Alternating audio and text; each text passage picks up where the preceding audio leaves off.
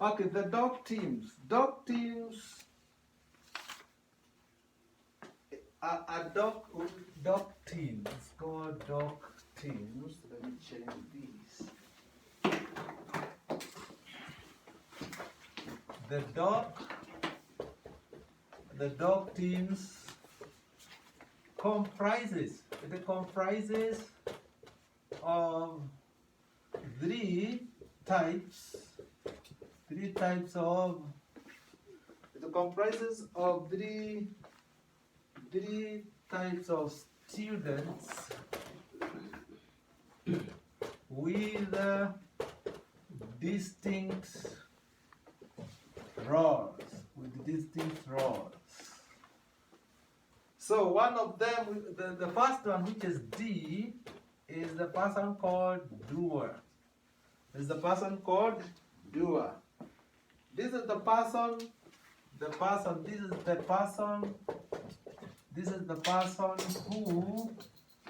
who takes the role.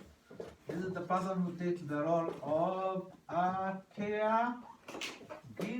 This is the person who takes the role of a caregiver, okay, and performs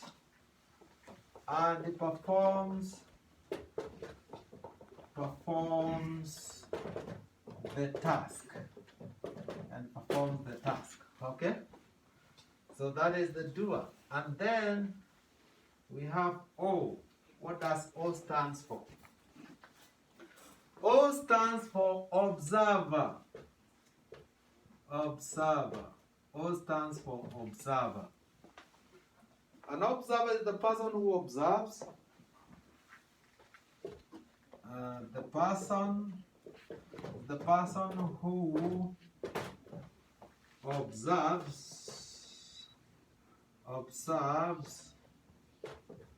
and make sure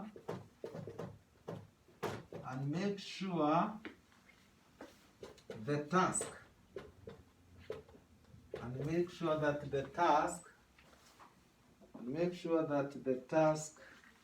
are done correctly.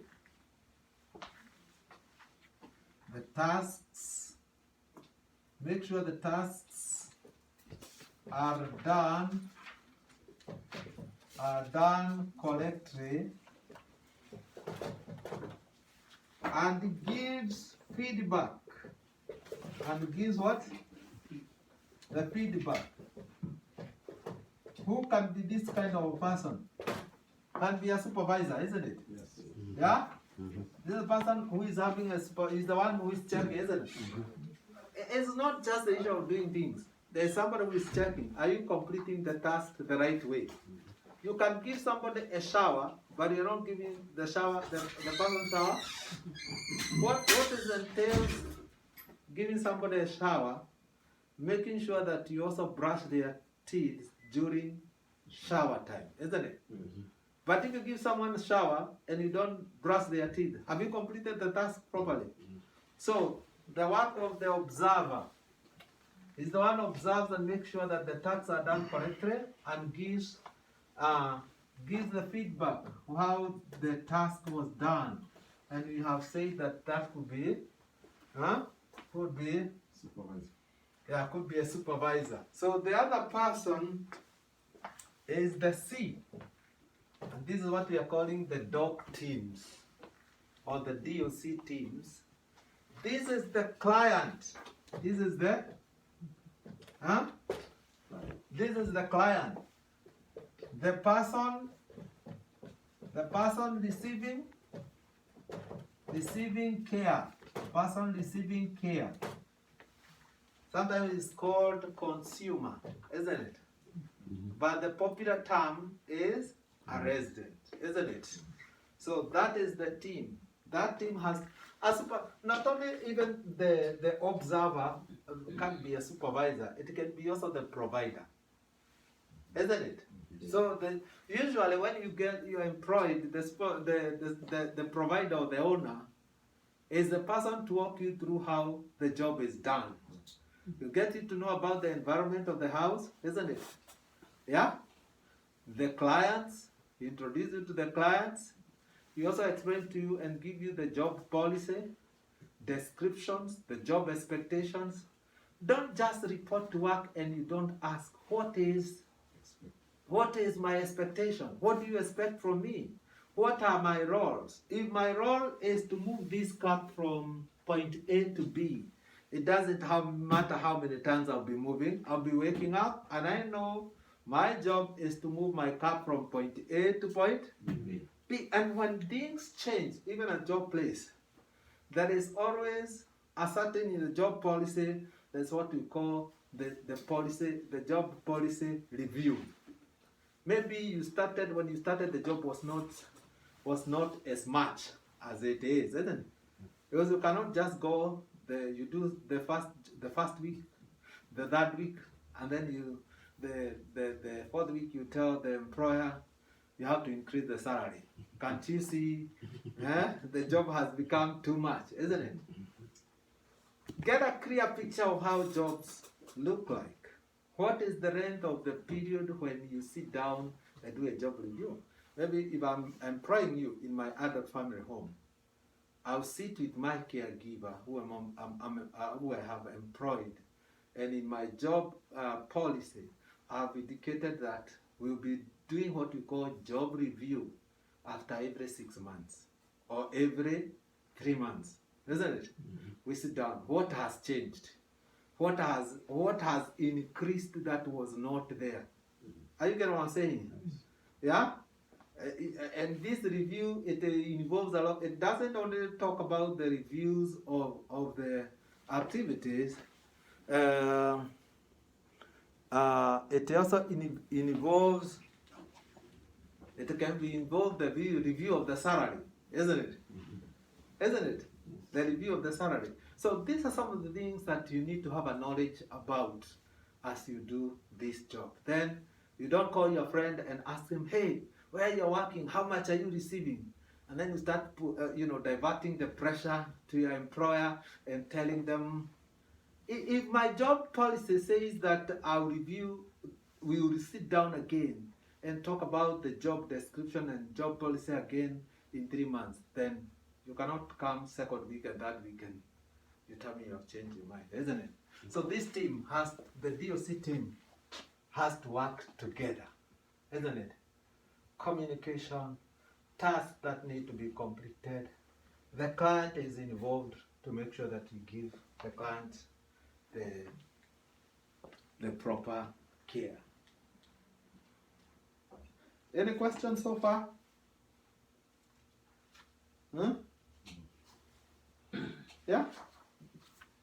So once you do your job, then the client will be happy, you will be happy, the provider will be happy, the team will be happy with the way the client is being taken care of, because there is nobody else who is taking care of this person apart from this team, isn't it? So if there is a breakdown or flow of how things are done, then there will be a problem. And who is going to suffer? Huh? Who's going to the whole team, and of course more to the client, isn't it? Yes, and we don't want to make sure we don't want to for them to suffer. Okay, so we have talked about the client.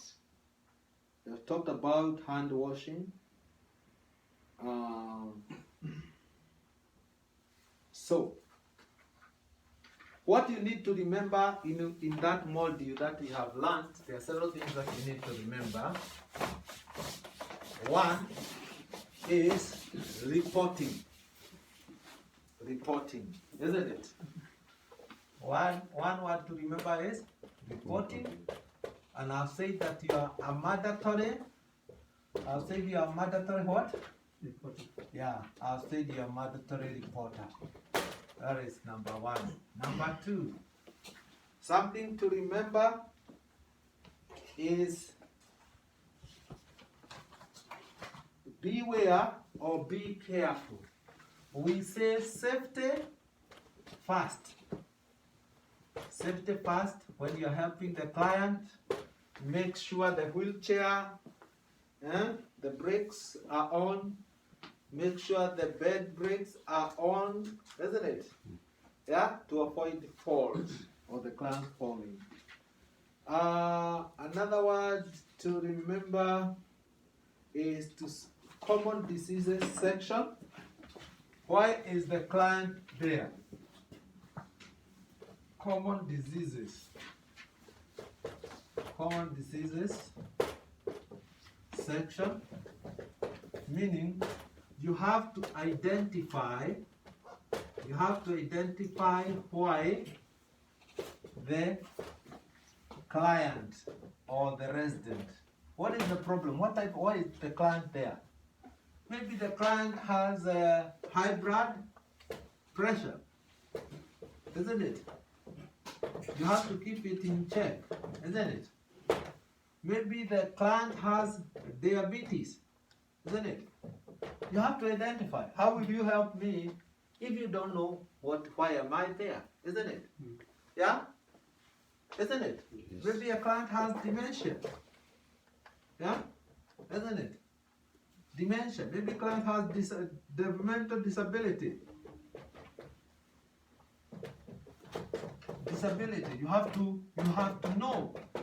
And the only way that you're gonna know or identify and get to know well about the client is making sure you read. Make sure you read plan of care. Plan of care. Every client has a plan of care, or what we call care plan. Or what we call what? The care plan. You have been shown where the bathrooms are, the living area, the dining area, their bedrooms, their closet, their porch area. You have been shown where is the circuit, the breaker box. You have been shown where is the the gas valve, so that in case there is the smell of gas, where to close the gas. You know where the water valves are, so that in case there is flooding, you can close the water, isn't it? Yeah? And now you want to understand the person, about the person you'll be taking care of, isn't it? And the only person you can do that, you cannot go and ask them, what are you suffering from? Isn't it? Every client has a care plan. And in every care plan, it has instructions written very clearly. What kind of assistance does this person need? Is it a one assist person or two assist person? If it is a two assist person, can you go and try to put Michelle in bed alone? No. If the care plan says it is two people, it is two people, and it is written clearly. If it is one person assist, it is one person assist. You can help, isn't it? Yeah? But always ask. It is not a crime to ask if you don't know how a task is completed. Make sure you ask how the task is completed, so that you do not endanger the life of the client. The life of the client. Are we together so far? So make sure that you read after knowing and understanding your work environment. After knowing the routine of the job, isn't it? After learning about job description, okay, and agreeing with your supervisor and the provider or the owner of the business, then sit down, read each and every detail of each client, so that you can understand, why is Joseph here? Why is Michelle here? What type of situation, or what kind of situation that this client is? Does she have high blood pressure? Does she have diabetes? Does it have traumatic brain injury? Does the client has challenging behavior? You know, after learning, and you also understand them. Maybe what type of food they love to eat, isn't it? Yeah? Yes. What type of programs they like to watch on the television, isn't it? Yeah. What time do they like to wake up? Now. Any allergies? Yeah. Any allergies? Yeah. Very important, isn't it? Mm-hmm. Yeah. So that you don't give them peanut and maybe they are allergic to peanut, isn't it? Yeah. Maybe I like waking up at 8. Now, if you just be employed and you come and wake me up at 6 or 5 a.m. in the morning, there's a problem, isn't it? You're going to have a lot of problem with you. Why are you trying to change my routine? So the care plan explains to you all that. Yeah? Yes.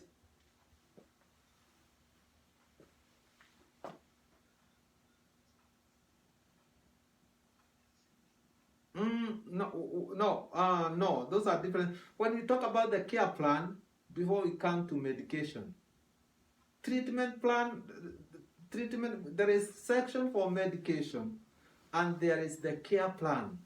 That person is there, and he comes with, if it is type of medication, what type of medication is the client is using, right? Yeah. So when you talk about the care plan, you're saying, what do you do? What kind of tasks? What type of activities of daily living are you giving to the client? Are we together so far? So that is what we need to know. Have I answered your question? Okay, all right. So care plan, if you are employed, care plan will help you understand.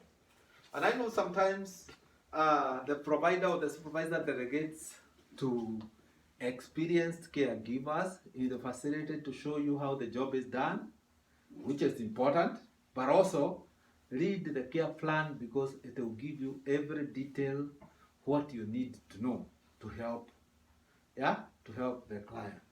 All right? So, leaving that portion now, let us now talk about the places where the residents are found. We have one, adult family home. Adult family home, which is abbreviated as AFH. Adult family home. Okay? This is a residential neighborhood, residential neighborhood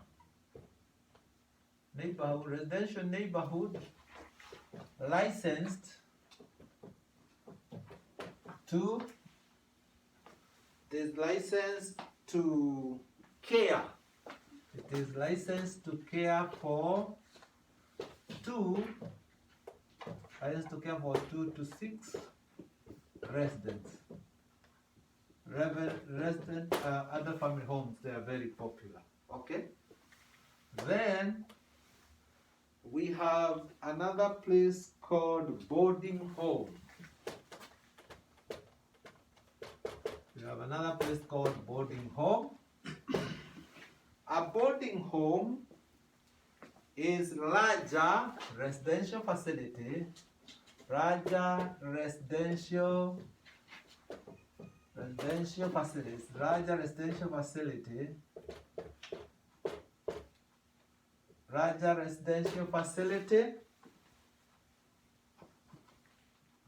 licensed to care,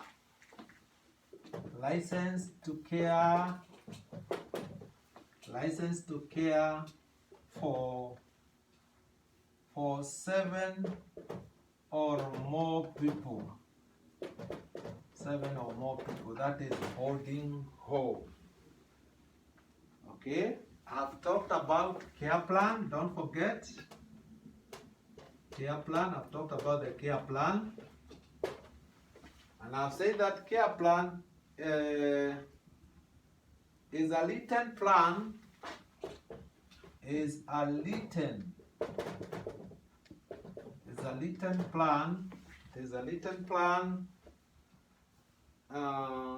that outlines everything, that outlines everything. The care plan outlines everything, as I was explaining to you. Everything the care team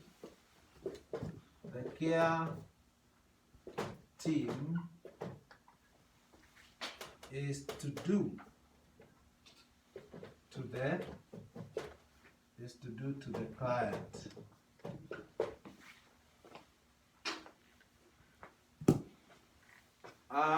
Then we have another important term called care settings.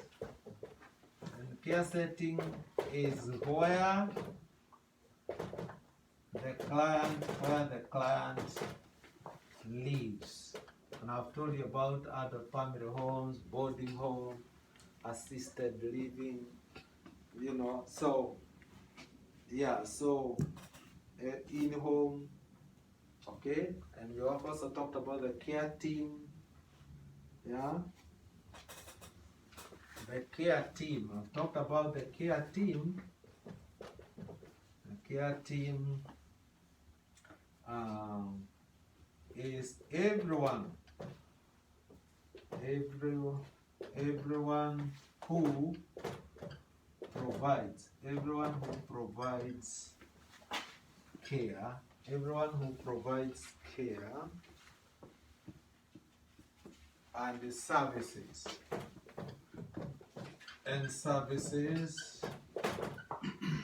to everyone who provides care to the client is called care team.